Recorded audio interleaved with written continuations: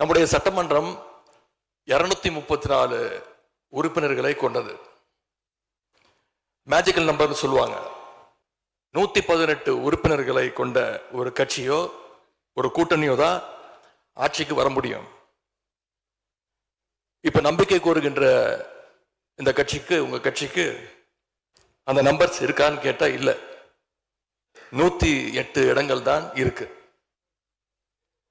அதுவும் அந்த கட்சியினுடைய தலைவர் மாண்புமிகு முதலமைச்சர் அவர்கள் தன்னுடைய வெற்றி குறித்த நம்பிக்கை இல்லாத காரணத்தினால 2 இடங்கள்ல போட்டி போட்டு அதுல ஒரு இடத்த இன்னைக்கு ராஜினாமாவும் செஞ்சிருக்கிறார்.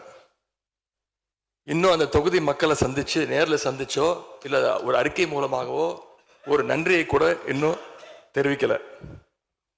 அது மட்டும் இல்ல, நேத்து உயர்நீதிமன்றம் அளிச்ச தீர்ப்புல ஆளுங்கட்சியை சேர்ந்த திருப்பத்தூர் சட்டமன்ற தொகுதியினுடைய மாண்புமிகு உறுப்பினர் வாக்கெடுப்புல கலந்து கொள்ள கூடாதுன்னு நீதிமன்றத்தில் சொல்லியிருக்கிறாங்க. அதனால இப்ப ஆளுங்கட்சிக்கு வெறும் 106 இடங்கள் தான் இருக்கு. ஆனாலும் தேர்தல்ல தனக்கு எதிராக எங்க தலைவர் அமைச்ச கூட்டணியில போட்டியிட்ட கட்சிகளை எல்லாம் இன்னைக்கு சேர்த்துக்கிட்டு பெரும்பான்மைக்கான கடிதத்தை ஆளுநருக்கு கொடுத்து இன்னைக்கு இந்த ஆட்சி அமைக்கப்பட்டிருக்கு.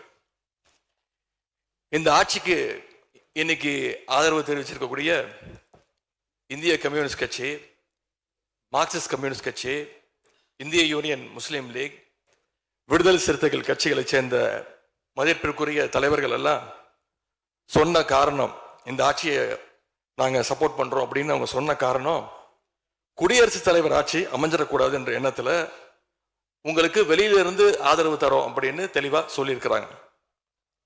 அதே நேரத்தில் இன்னொன்னு சொன்னாங்க, இப்பவும் அவங்க எங்க தலைவர் தலைமையிலான திராவிட முன்னேற்ற கழக கூட்டணியில தான் தொடருவோம்னு சொல்லியிருக்கிறாங்க.